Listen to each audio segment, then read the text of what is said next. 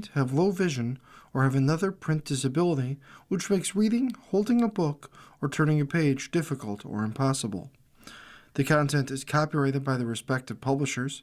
For more information, please visit us on the web at nfradioreading.org. Hello and good evening. This is Don Swans, and for the next hour, I'll be reading from the January 4th issue of the Wall Street Journal Review on the Niagara Frontier Radio Reading Service. Well, front page as usual. We have a young lady who's raising the Syrian flag, and she's got her other fingers in a V sign, as V for victory. She got a smile on her face. And the title of the article is Why Jihadism is in Retreat. It's by regular contributor Yaroslav Trofimov.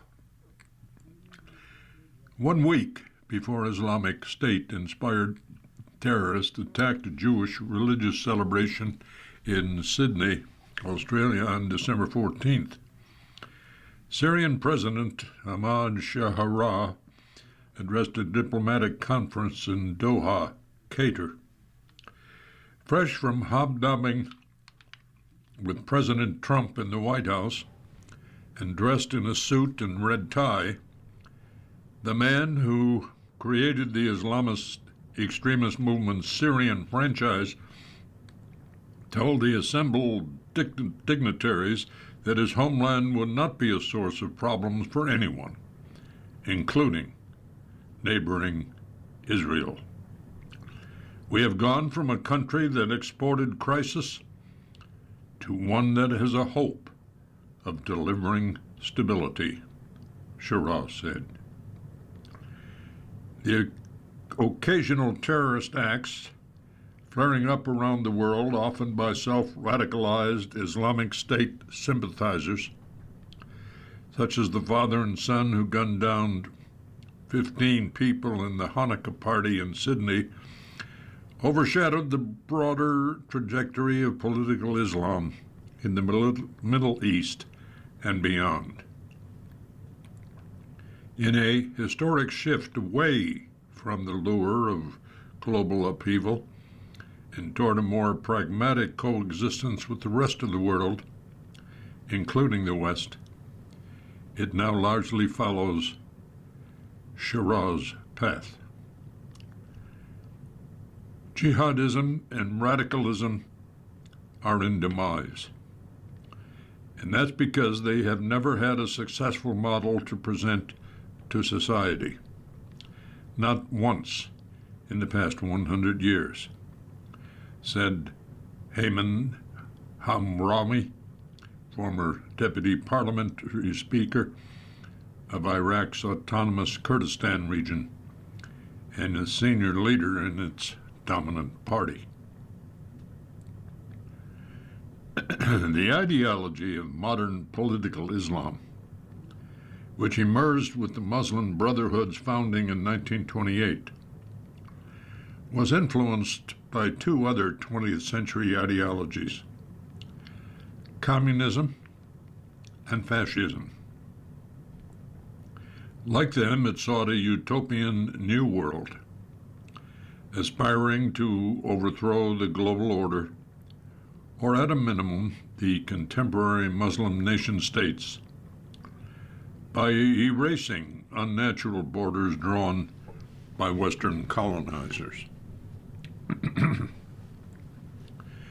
As more and more radical Islamist leaders gained prominence, from Osama bin Laden to Abu Bakr Baghdadi, the dream of a pan-Islamic caliphate fueled transnational jihadist networks that stretch from housing projects in the suburbs of Paris to the jungles of southern Philippines.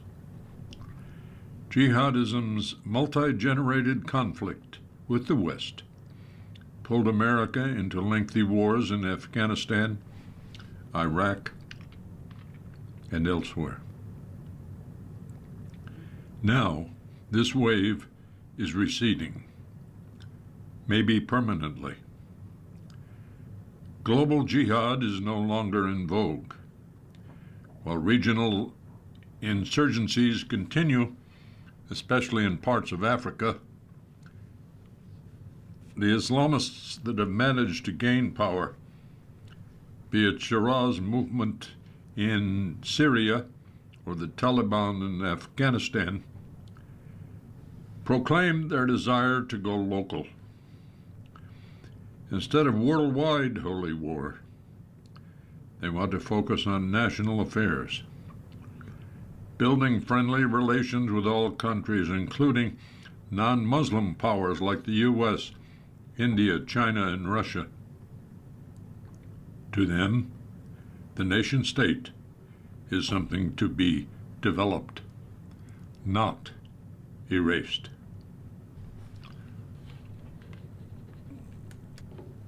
There is a retreat from the transnational utopian element, both on the violent level and on the political level, the level of the caliphate, said Turkish scholar of Islamist politics Mustafa Akyol, a senior fellow at the Cato Institute.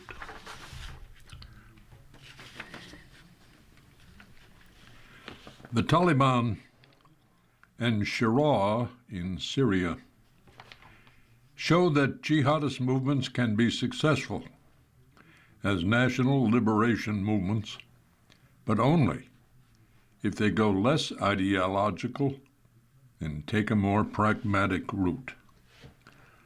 Part of this transformation is the direct result of American-led wars overseas. Many Islamist leaders realized that transnational ambitions carry an unacceptable cost. Another reason is the overall transformation in many Muslim nations, where excesses of radical rule caused widespread revulsion, just as a new, more open-minded and globally connected generation grew up. Take Afghanistan's Taliban. True, they have reestablished a repressive system at home after ousting the U.S.-backed republic in 2021, which banned education for girls over the age of 11, excluding women from most professions and enforcing strict observance of conservative rules. But unlike their previous stint in power before 2001, they no longer allow the country to be a springboard for global terrorism and even cooperate with the West against the Islamic State. Shira, a former prisoner of U.S. forces in Iraq, had been dispatched to his native Syria in 2011 by Islamic State's founder, Baghdadi, after initially switching to al-Qaeda. Shira created a more moderate movement, Hayat Tahrir al-Sham, that battled against Islamic State and al-Qaeda alike, and led the offensive that toppled Bashar al-Assad's regime a year ago. While Syria has since experienced deadly violence against Druze and Alawite minorities, Damascus, under Shira's rule, remains a relatively liberal city where alcohol is available and women don't have to adhere to strict dress codes. Ahmet Davutoglu, a former prime minister of Turkey and key architect of its policy to support Syrian Islamist rebels a decade ago, drew a parallel between the current evolution of political Islam and the split that pitted Leon Trotsky against Joseph Stalin in the 1920s Soviet Union. Overruling Trotsky's drive for a never-ending worldwide revolution, Stalin normalized the Soviet Union as a nation-state that traded and maintained diplomatic relations with the West. Today, national products, including Syria, are more viable, more rational, and more wise, Davutoglu said. We need a success story, and a success story cannot be global. It can only come through a national success.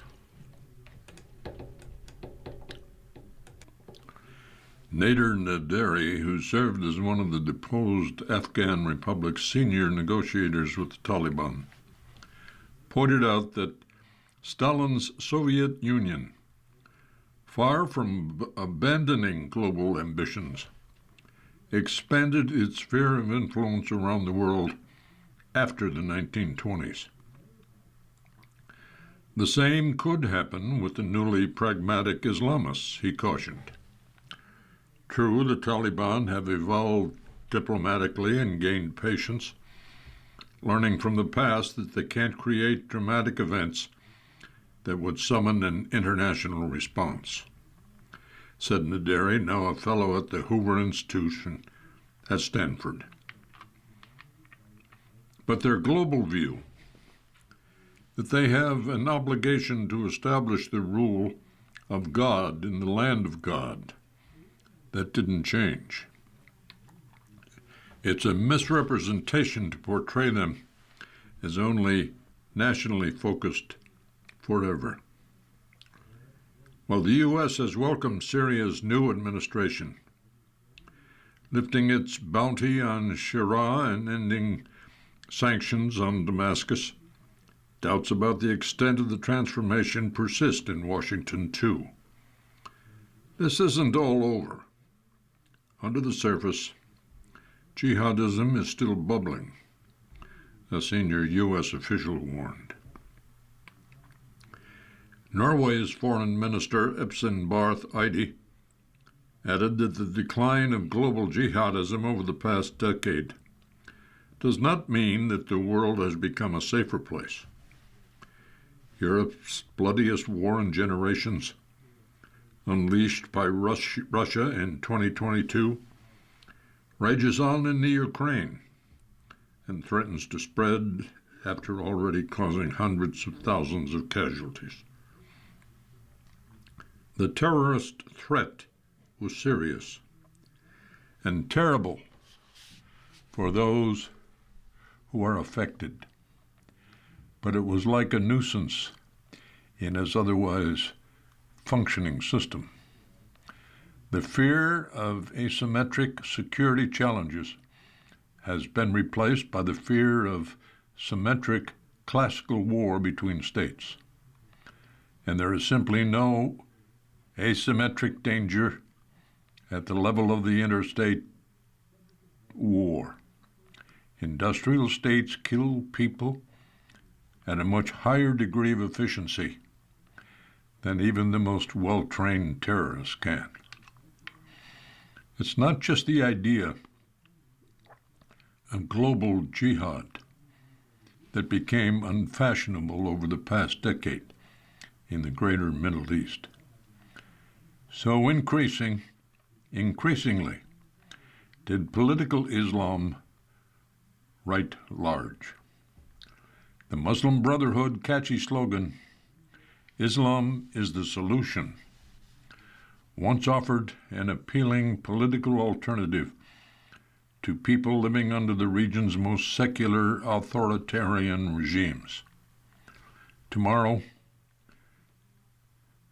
appeared to belong to Islamists, whenever governments could be chosen at the ballot box. But the Muslim Brotherhood administration, elected in Egypt in 2012, after the Arab Spring, was so inept that it quickly lost popular support, leading to a successful military coup the following year. Tunisia's more moderate Brotherhood offshoot, Ennahda, also rapidly lost support once in power. Ennahda's leaders have been in prison in Tunisia since 2023, and the Brotherhood was outlawed in 2025 in Jordan. The once potent organization is increasingly divided and weak. Regional powers with long-running Brotherhood sympathies, such as Turkey and Qatar, are taking their distance, while others, such as Saudi Arabia, have turned outright hostile. There are still pockets of political Islam that are thriving and supported at the grassroots level across the region. But national leadership, driven by political Islam, as the core of their agenda, that's something we now are seeing in the rearview mirror, said Jonathan Cohen, who served as U.S. Ambassador to Egypt and as acting U.S. Ambassador to the United Nations in the first Trump administration. Political Islam has failed to deliver better life for its populations. It has also led to rather catastrophic collateral damage when you see the rise of movements like ISIS. Indeed, Islamic State's rule over large parts of Syria and Iraq in 2014 to 2019 was so brutal and grim that many initial supporters, including Sharia, turned against it. In Akyol's words, this was political Islam. Khmer Rouge moment, the bottom of the darkness that spurred a counter-reaction.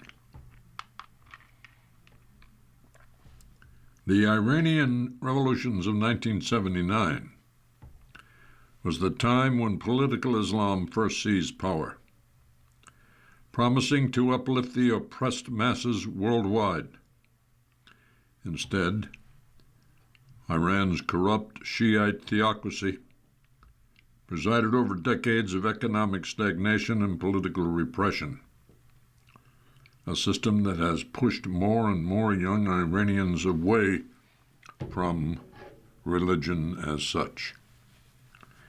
Also, since 1979, Saudi Arabia, the cradle of Islam, had used oil money to spread its own Sunni ultra-conservative version of the faith around the world. Idil Bezlov, the Deputy Prime Minister of Kyrgyzstan, recalled how Saudi and other Gulf charities flooded his largely secular Central Asian nation with mosques and madrasas in the 1990s and early 2000s, fostering a generation of radicals, hundreds of which ended up amid the ranks of Islamic State and Al-Qaeda. This came to an end after Crown Prince Mohammed bin Salman became Saudi Arabia's de facto ruler in 2017. He dramatically curbed the powers of his religious establishment, disbanding the Islamic police and ending the funding for ultra-conservative proselytization overseas. Saudi Arabia's official religious network, which used to promote radicalism, now spreads the message of interfaith dialogue. For us, everything has changed after MBS. Bezlov said, "We have passed the peak. With all the modernization in the Middle East, there is a new age Now, when the Kriegs go to the monarchies of the Gulf, they encounter modern societies where women work, drive, and attend university, he said. So do tens of millions of others Muslims visiting Saudi Arabia on pilgrimage every year. The war in Gaza, unleashed by Hamas, with an attack on southern Israel in 2023, that the Palestinian Islamist movement hoped would spark a regional war leading to the Jewish state's destruction, also failed to reinvigorate the forces of political Islam. While Lebanon's Hezbollah and Iran's Shiite theocracy eventually entered the conflict, their military and political leadership was decimated, with Israel emerging as the region's military hegemon, even as it lost a great deal of political support around the world. As for Hamas, most of its Gaza leadership is dead, and the coastal enclave has been devastated by Israeli bombing, with tens of thousands of Palestinian casualties. As long as the fighting in Gaza raged, many people in the Middle East and elsewhere held back from criticizing Hamas because they didn't want to be seen as abetting Israel, said Hassan Hassan, the Syrian-born founder of New Lines magazine and the author of a book on Islamic State. But deep down, they know that Hamas has messed up, the same way that ISIS messed up in Syria and Iraq. Hamas is no longer appealing. People know that it set back the clock for the Palestinians by many years. It's too early to write off political Islam, as long as the reasons that initially fueled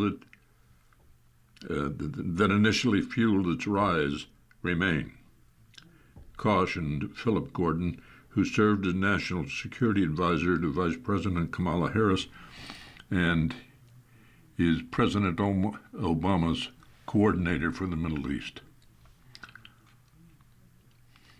Unless and until governments in the greater Middle East can deliver consistent prosperity, stability, and dignity for their people as an alternative to the repression, political Islam will survive as an alternative, even if it is not what it once was, he said. In a way, the weakening of political Islam follows a dynamic similar to the fate of the global communist movement. Strong communist parties in Europe lost their luster after the death of Stalin, and when it revealed the atrocities of the Soviet system, with further shocks caused by the Soviet suppression of popular protests in Hungary in 1956 and Czechoslovakia in 1968. This doesn't mean that terrorism carried out by remnants of Islamic State at the periphery of the Muslim world will disappear completely. The U.S. in recent weeks launched airstrikes at suspected Islamic State targets in Nigeria, Somalia, and Syria. It's unclear how much damage to the organization, if any, that they caused. Islamic State definitely has been reduced in size and strength, said Colin Clark, executive director of the Sufan Center, a security and counterterrorism consultancy. It's not just because it no longer controls large swaths of territory in Iraq and Syria. It doesn't mean that it doesn't have the capabilities to inspire or direct people to commit acts of terror in its name. For the foreseeable future, however, These attacks will not be an expression of powerful movements with credible geopolitical aspirations. Here, the parallel with communism holds, too. As that movement waned in the West, radical splinters such as Italy's Red Brigades, the Japanese Red Army, and Germany's Red Army faction descended into terrorist killings that petered out only decades later. In the 60s and the 1970s in Europe, everyone was a revolutionary. It was a natural state of affairs among the young people. And then after a while, the great revolutionary illusions were gone. This is a statement by Oliver Roy, professor of European University Institute in Florence, and a leading scholar of political Islam. There was then a passage to terrorism, and that comic tale lasted a long time. But the narrative of the far left no longer mobilized an entire generation. The same thing was happening with political Islam, he said. Jihadism was also an almost romantic narrative. It mobilized people and allowed them to see themselves as heroes, as people who will be seen as transforming the world, as the saviors and the saints. But it, too, did not survive the test of politics, the test of reality.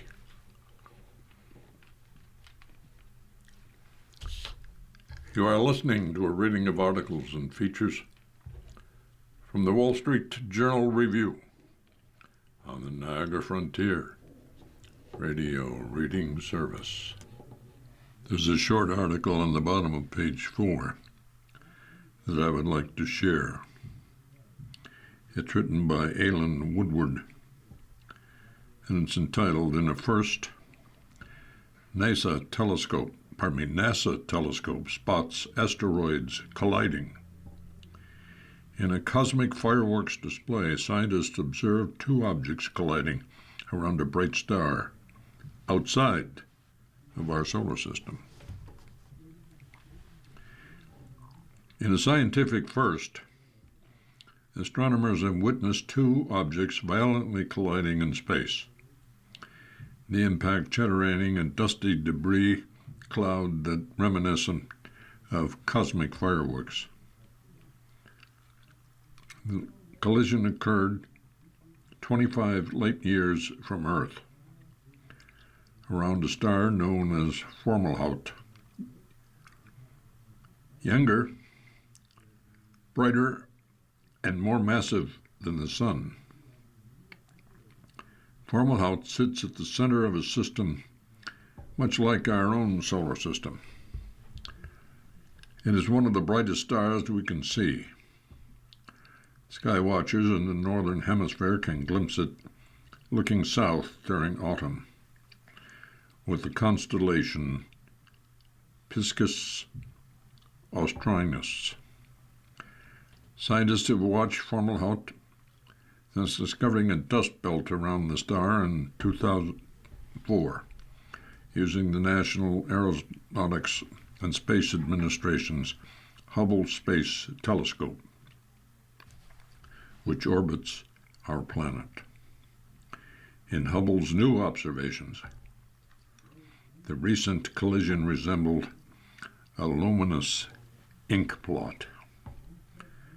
This is the first time we've seen a point of light appear out of nowhere in a planetary system, said Mark Wyatt, professor of astrophysics at the University of Cambridge, and co-author of a paper describing the collision published recently in the journal Science. The point of light revealed a collision between two asteroids, in the first ever seen, according to Paul Callis, an astronomer at the University of California, Berkeley, and lead study author. The space rocks were about 37 miles across, dwarfing Manhattan.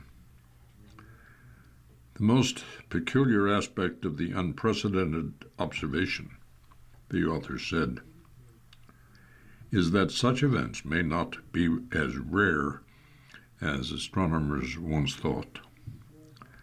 Following the 2004 discovery, Callas noted a curious bright spot near Fomalhaut. At first, he and his colleagues thought the speck was a planet, but by 2014, it had vanished. As planets cannot mysteriously disappear, the solution, Callas recently concluded, was that they had instead seen a dust cloud, the remnants of another collision like the one described in the new paper. We learned a lesson. Okay. And that is that these dust clouds can appear like planets reflecting starlight, he said. So you actually can be fooled for years. Researchers had thought the largest of such planetesimal collisions were rare, perhaps one occurring every 100,000 years. Yet spotting two in as many decades suggests otherwise. A big takeaway, said Callas, is that dust clouds generated by colliding asteroids could be masquerading as planets in neighboring planetary systems. What we've learned is that we have to be careful, because these little dots, these points of light that we may see in orbit around a star, could actually be fresh dust clouds, rather than planets, Callas said.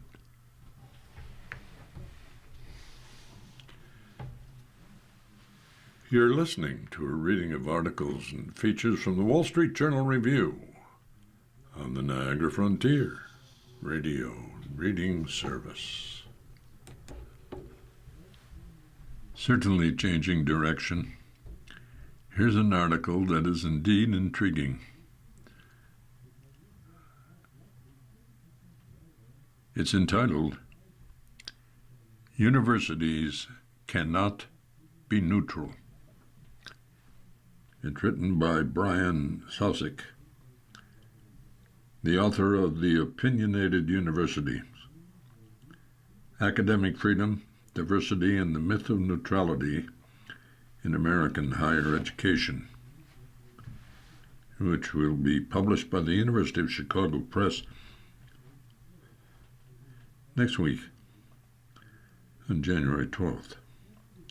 He is a law professor at the University of California at Davis.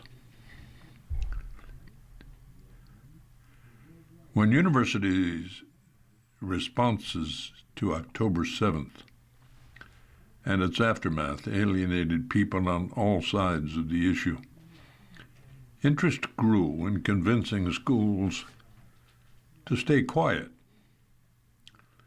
to embrace a standard of institutional neutrality. A coordinated campaign from campus speech organizations such as FIRE and Heterodox Academy pushed university trustees to adopt policies like those set out in the University of Chicago's 1967 Calvin Report, which declared, "The university is the home and sponsor of critics. It is not itself the critic." By one estimate, over 150 universities may now have done so. The Trump administration's Compact for Higher Education would make institutional neutrality a requirement for federal funding. There's just one problem. The neutrality so many are touting and pledging is largely an illusion. The Calvin Committee report, named after the First Amendment scholar Harry Calvin, was issued in 1967 after the University of Chicago students twice occupied an administration building to protest the school's cooperation with the draft board and its investments in apartheid South Africa. Calvin chaired both the disciplinary committee for the student protesters and a faculty committee established to respond to their calls for political engagement. Calvin's guidance was that universities should avoid engaging on political and social issues unless they threatened the very mission of the university, in which case universities have an obligation to defend themselves. To do otherwise, he wrote, is to endanger the conditions for universities' existence and effectiveness. An institution that takes stands on politics threatens the academic freedom of its members. If it takes collective action, it does so at the price of censuring any minority who do not agree with the view adopted. But these are strange claims. Voicing an opinion for a university doesn't necessarily mean speaking for all of its members, nor does it send the message that there can be only one correct view. By focusing on speech, the Calvin report plays down the extent to which universities express positions on contested political issues, even more than through their actions, where decisions are unavoidable, than through the statements administrators make. The fight over divestment from South Africa that led to the report provides only one example. More common are the choices around the names that universities give to their schools, buildings, scholarships, and chairs. Schools express something with each of these choices. At UC Davis, I'm lucky to work at King Hall, named after Martin Luther King, Jr. But some neighborhood law schools haven't been so fortunate. UC Berkeley no longer refers to its law school as Boalt, B-O-A-L-T, Hall, having discovered how grossly anti-Chinese its namesake was. And the first law school in California, once known as UC Hastings, is now UC Law SF. Less catchy, but no longer associated with the massacre of Native Americans. Renaming efforts may strike some as hopelessly woke, but choosing to keep a name for the sake of tradition or branding is no less value-laden. Even the University of Chicago has dealt with this. A few years ago, its university renamed what was formerly its Oriental Institute, partly to avoid the pejorative connotations of the word Oriental. Chicago also quietly gave its Robert A. Millikan Chair a new title, after other schools had removed Millikan's name because of his ties to eugenics. In each of these decisions, Chicago, like other universities, did exactly what its former provost, Jeffrey Stone, said universities should not do. Make a statement about what is morally, politically, and socially right and wrong. Here, proponents of institutional neutrality will be quick to point out that their pledges contain an important carve-out. The Kelvin Report allows, in fact, obliges a university to speak on issues that threaten its mission. Exceptions like these are necessary, as schools obviously cannot be neutral about the value of education. What counts is scholarly expertise or the importance of academic freedom. But these carve-outs do more. They turn decisions about whether to speak into debates over the mission of each particular university. And since no side of those debates count as neutral, the promise of neutrality never gets very far. The University of Chicago itself has spoken out on any number of politically fraught issues in recent years, from abortions to DACA to Trump's Muslim ban, which Chicago filed a legal brief to oppose. Some see this as hypocrisy. I see these choices as evidence of what Chicago considers integral to its mission.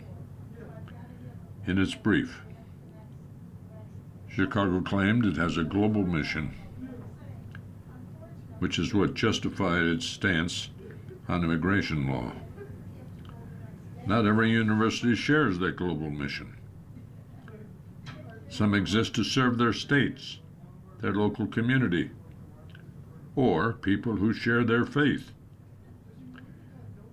We're not all Chicago, and that is okay. We can be pluralists about universities' distinctive missions. Universities exist for the sake of teaching and research. But whom does a particular university aim to teach or serve? What are its research strengths? How does it define academic merit and academic freedom? What religious or social commitments, if any, give it focus? These questions get answered less in committee-drafted mission statements than in a school's discrimination and campus speech policies, diversity initiatives, or their absence, admissions and hiring decisions, the detail of the institution's budget and investment choices, and the way it shapes its curriculum. My first job out of graduate school was teaching the humanities core at Chicago. We focused on the great books because they were great and hard. Earlier, I had taught basically the same books at Columbia, which began requiring them in World War I, so students would understand the democratic tradition. America was fighting to defend. Before that, when I was assigned a similar reading list as a student at Boston College, a Jesuit school, the goal was to cultivate moral and spiritual discernment. What might have looked like a shared curriculum was really 3 different educational projects reflective of 3 institutions with different conceptions of themselves, which is to say, 3 different missions. The real question universities need to be asking then isn't whether some statement, policy, or investment strategy counts as political, especially in a world where nearly every aspect of higher education has become politicized. Instead, I would replace all of the recent committee reports and neutrality pledges with something like this. The university or its departments should make official statements only when doing so advances their mission. Endorsing political candidates would endanger a school's tax-exempt status. So that clearly doesn't advance the mission. Divestment decisions or statements on foreign policy are often more divisive than effective, and they should be avoided for that reason.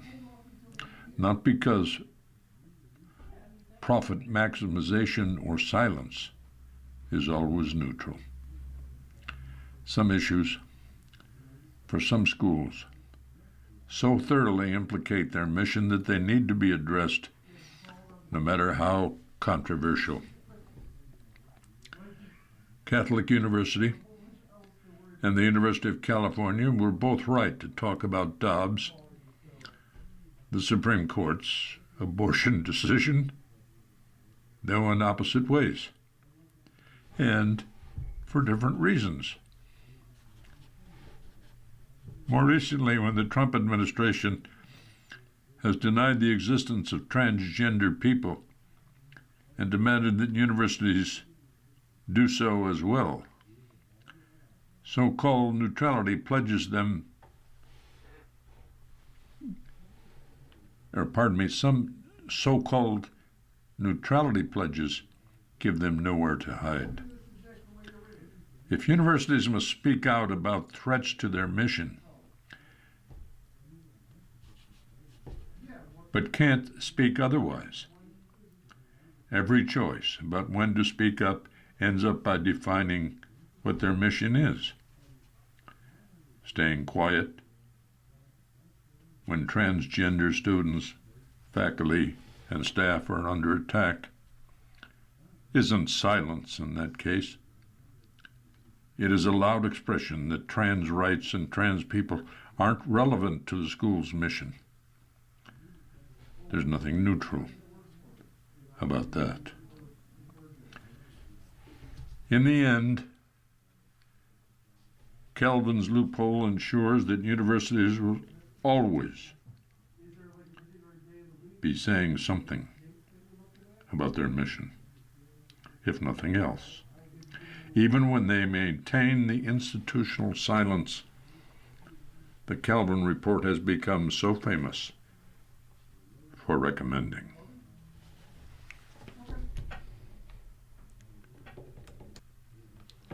Now, here's a great question.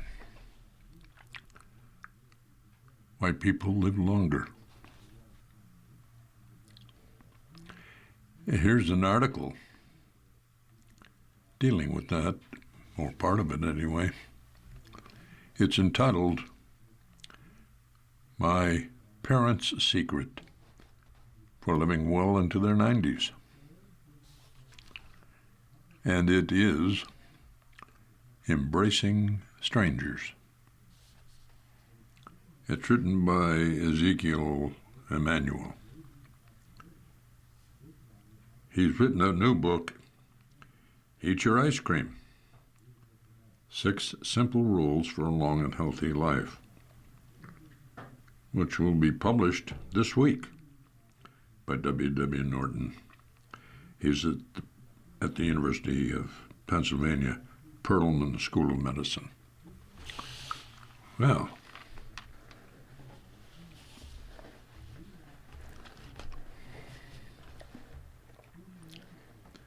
my father didn't mediate, didn't track his steps or explicitly exercise, and never once uttered the word mindfulness. Yet he lived to 92, dying at home after a short bout with brain cancer.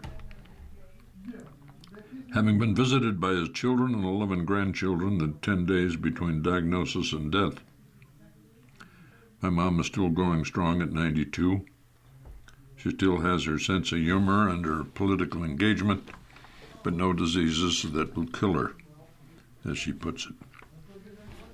I spent my professional life studying what makes people live healthier and longer. I've analyzed data on longevity in the world over and reviewed hundreds of clinical studies.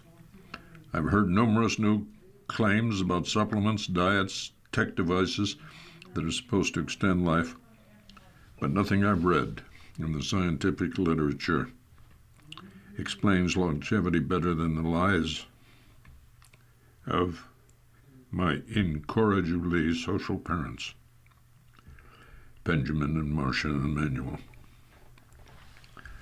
My father was a pediatrician who spoke 5 languages and was comfortable talking to anyone and everyone.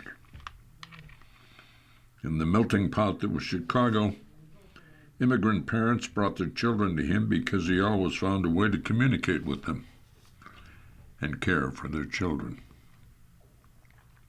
often for free.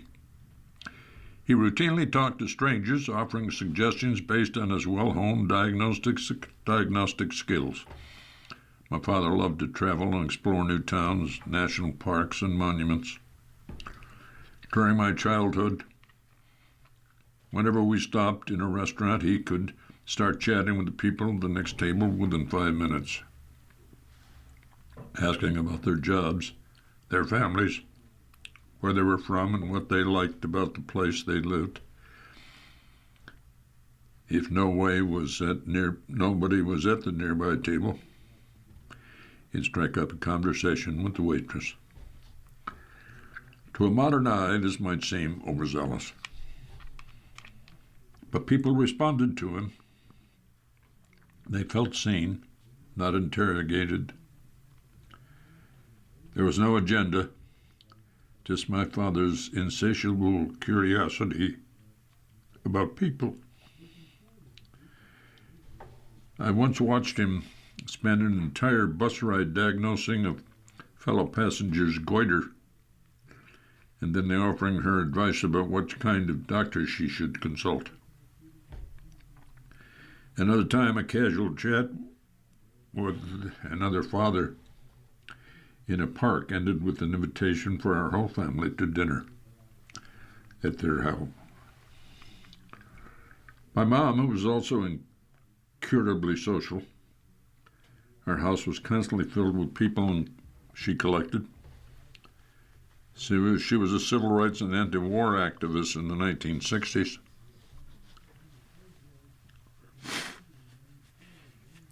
And our home was the venue for myriad meetings to plan demonstrations or practice protecting yourself from police batons. My mom also took in many children and relatives when things weren't going well at home. One cousin stayed for 2 years recovering from hepatitis, and my mother was great at making our teenage friends feel understood with warmth and sympathy. When her kids went off to college, she finished her training as a therapist and went into practice. For years, I did not fully appreciate what I was witnessing. To me as a kid, my father's endless chatter was an embarrassment. It was a quirk of his personality. And my mother's welcoming of strangers into our home just seemed, well, normal.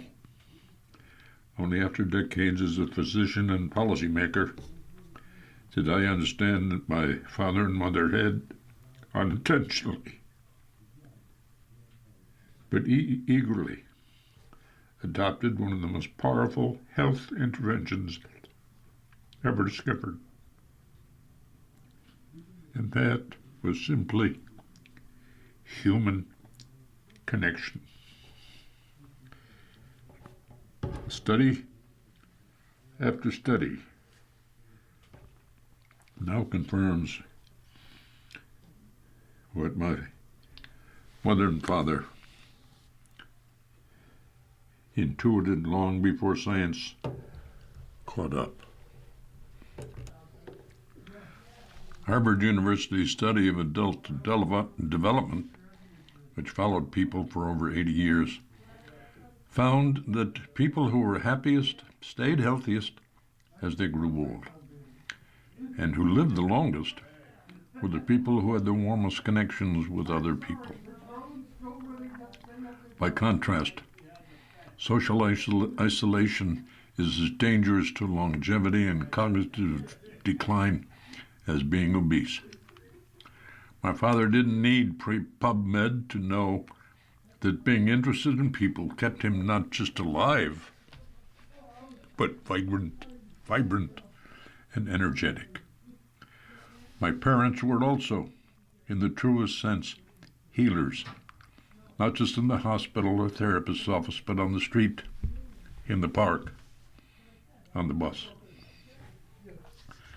My father and mother saw suffering as a cue not to retreat, but to engage. Once we were in the park, and my father saw a boy's unusual gait, he gently suggested to the boy's mother that he might need a brace. She thanked him. I cringed with embarrassment. Yet later I came to see that impulse to notice, to care, to connect, and to help as the very definition of wellness. My father's memorial service overflowed with friends, former patients and neighbors, each one with a story about how he had helped them. Every Thursday, meanwhile, my mom still has a lunch at the deli with the boys. Friends she has collected over the years. If there is a longevity hack, that is it. Forget the cold plunges, red lights, and fad-driven supplements. Call a friend. Chat with your neighbor.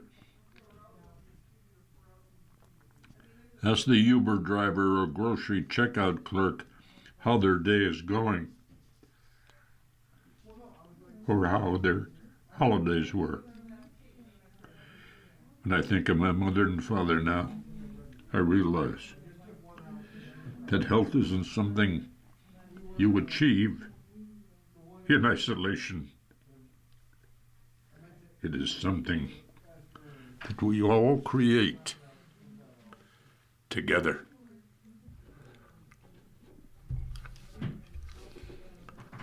You've been listening to a reading of articles and features from the January 4th issue of the Wall Street Journal Review.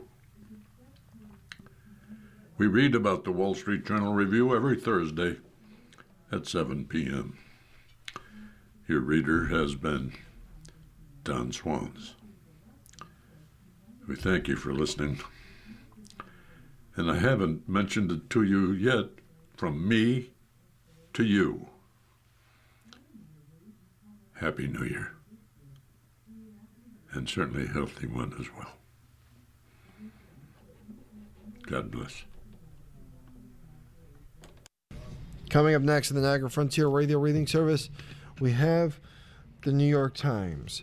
Following that, at 9 o'clock, it's Fortune Magazine. And at 10 o'clock, we have episode number 4 of Atmosphere by Taylor Jenkins Reid. Stay with us for these readings and more. If you or people you know shop at any of the Dash's supermarkets, please save Dash's register tapes for radio reading. Our agency receives $2 for every $100 in Dash's register tapes. Radio Reading has raised thousands of dollars so far. Anyone can drop off their Dash's tapes to the Niagara Frontier Radio Reading Service at 1199 Harlem Road, Cheektowaga, between William and Clinton Streets. Or Dash's tapes can be mailed to the Niagara Frontier Radio Reading Service at 1199 Harlem Road, Cheektowaga, New York, 14227. Any questions on Dash's tapes for radio reading? The following program is intended for listeners who are blind, have low vision,